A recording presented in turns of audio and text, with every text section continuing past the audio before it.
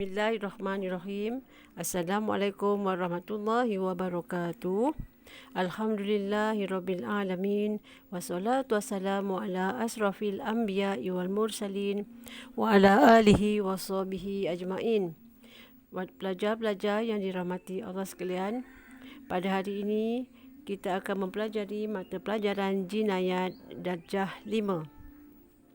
Saya harap semua pelajar telah pun bersedia dengan kitab masing-masing. Baiklah murid-murid, sila lihat kitab pada muka surat 33, pelajaran 7 dengan tajuk Had Merompak, iaitu Hirobah. Okey, apakah yang dikatakan pengertian merompak?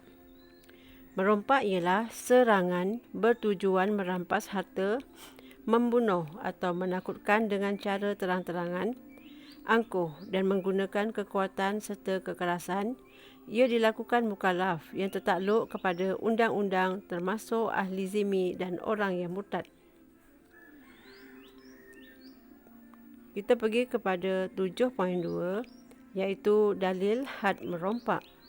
Surah Al-Ma'idah ayat 33 hingga 34.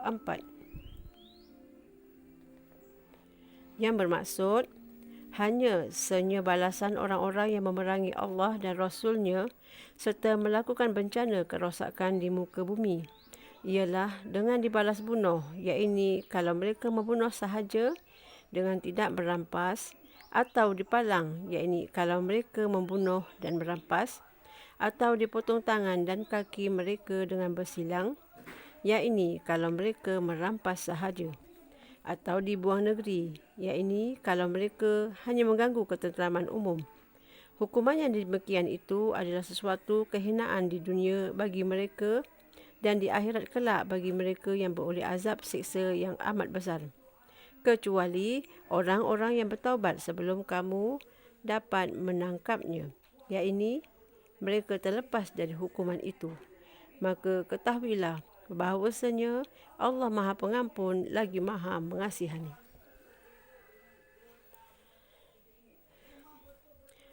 Seterusnya kita pergi kepada jenis-jenis rompakan dan hukuman. Bagi jenis rompakan membunuh tetapi tidak mengambil harta, maka hukumannya dibalas bunuh. Yang kedua, membunuh dan mengambil harta, iaitu merompak, hukumannya dibalas bunuh kemudian dipalang selama 3 hari.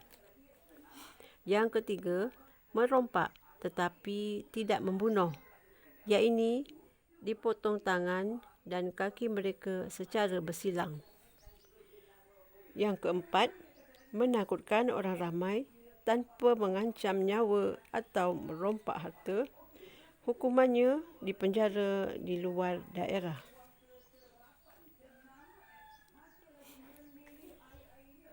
Seterusnya, syarat-syarat dijatuhkan hukuman.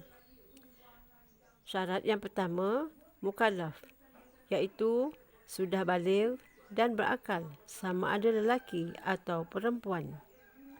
Syarat yang kedua, tidak mempunyai hak memiliki terhadap barang yang dirompak.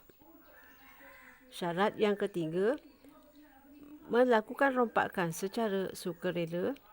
Dan yang keempat, menakutkan dan melakukan serangan terhadap mangsa secara terang-terangan serta tiada pertolongan orang lain. Seterusnya, syarat-syarat hirobah. Yang pertama, tempat hirobah yang dilakukan oleh pelakunya mestilah di tempat yang jauh dari tempat orang ramai serta padang rumput yang jauh atau di gunung. Yang kedua, pelaku membawa senjata yang dapat digunakan untuk membunuh seperti parang, senjata api dan sebagainya. Yang ketiga, dilakukan dengan terang-terangan seperti merampas harta dengan paksa dan terang-terangan. Seterusnya, sabitnya had. Had hirobah boleh disabitkan dengan dua cara. Cara yang pertama melalui ikrar, iaitu pengakuan bersalah oleh tertuduh sendiri. Yang kedua, syahadah, iaitu keterangan saksi mengikut hukuman syarak, iaitu selain daripada keterangan mangsa. Okey, bagaimana pula pengguguran hukuman hirabah? Okey, kesemua hukuman hanya boleh digugurkan dalam satu keadaan sahaja, iaitu pesalah bertaubat sebelum berjaya ditangkap oleh pemerintah, sama ada dengan cara melarikan diri ataupun bersembunyi. Seterusnya, keburukan merompak. Yang pertama, perbuatan yang haram dan berdosa besar. Yang kedua, ia boleh merosakkan ketenteraman masyarakat dan negara. Dan yang terakhir, melanggar undang-undang dan hak orang lain.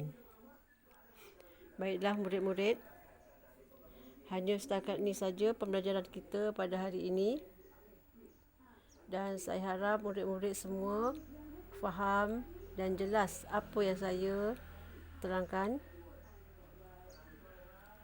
Dan saya harap murid-murid dapatlah membuat ulang kaji. Sekian, wabillahi taufiq wal hidayah. Wassalamualaikum warahmatullahi wabarakatuh.